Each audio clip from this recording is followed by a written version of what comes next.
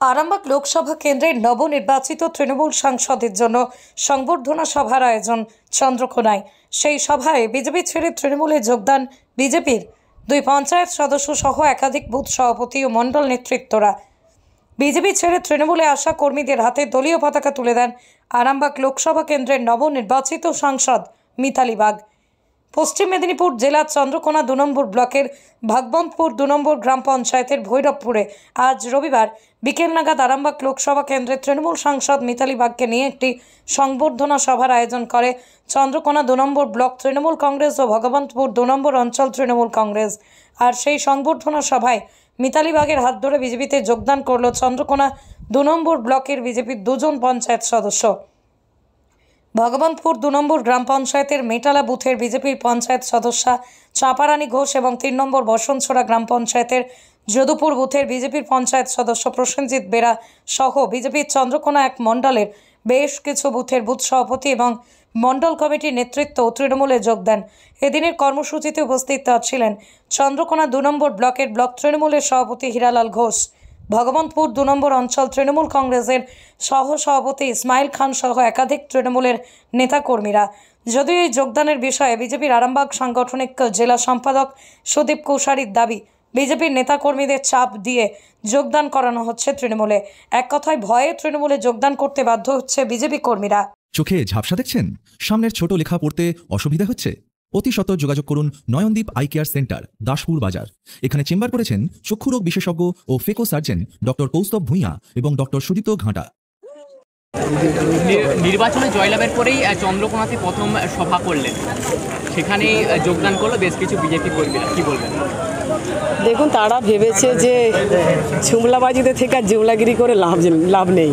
Ultimate Mamata বন্দ্যোপাধ্যায়ের প্রকল্পগুলো তাদের বাড়িতেও পৌঁছেছে, তারা সেটা উপলব্ধি করেছে। তাই তারা এসেছে যে মমতা বন্দ্যোপাধ্যায় ছাড়া যাওয়ার কোনো আর পথ নেই, এই ভেবে এসে মমতা বন্দ্যোপাধ্যায় স্বাগত জানিয়ে এসেছে।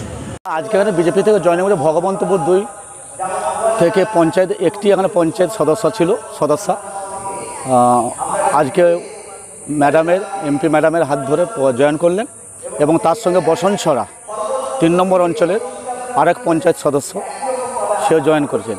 এবং এই অঞ্চলে যারা মণ্ডল কমিটি থেকে মণ্ডল সদস্য, বুথ স্তরের বুথ সভাপতি, এসটি সেলের সভাপতি যা ছিল এক ঝাঁক, মানে এখানে মুষ্টিমেয় কয়েকটি ছাড়া সমস্ত বিজেপির যা ছিল কর্মীরা এখানে যোগদান করেছে।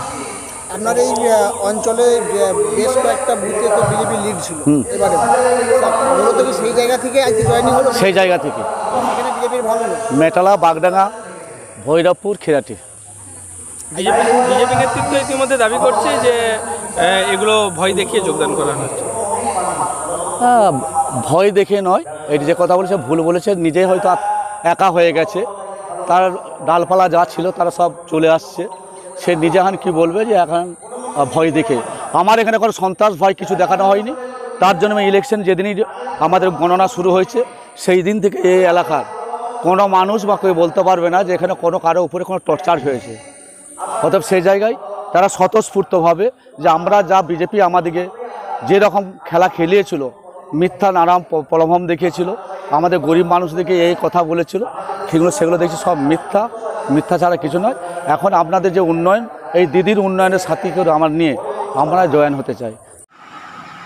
ভগবন্তপুর 2 নম্বর গ্রাম পঞ্চায়েতের বেশ কিছু বিজেপি কর্মী সমর্থক আজকে মিতালি বাগের হাত ধরে তৃণমূলে যোগদান করল, কি বলবেন?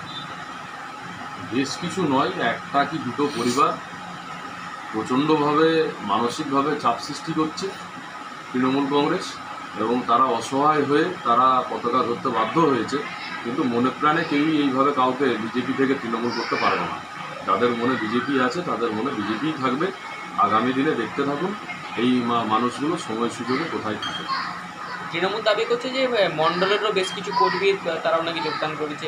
মিথ্যে কথা। তৃণমূল তো একজন জয়েন করলে বলে 10 জন করেছে, 10 জন করলে বলে যে 1000 জন করেছে। মিথ্যে কথা। 1 থেকে দুটো পরিবার ওরা ভাবছে যে ওদেরকে নিলেই বোধহয় বিজেপি ওইখানে শেষ হয়ে যাবে, এমনটা নয়।